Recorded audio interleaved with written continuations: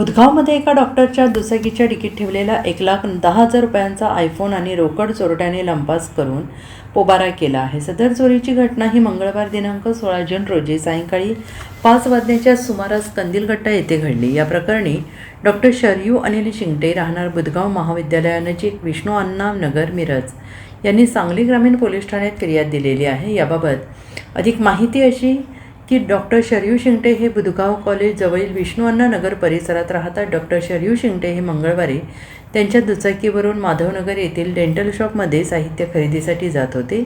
त्यांची दुचाकी क्रमांक MH14MN 8377 नादुरुस्त झाल्याने त्यांनी दुचाकी कंदील कट्टा परिसरात लावली.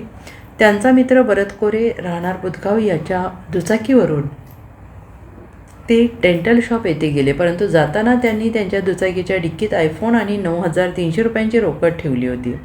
चोरट्याने डिक्की फोडून 1,19,000चा ऐवज लंपास करून पोबारा केला. पोलिसांनी चोरट्यावर गुन्हा दाखल केला आहे.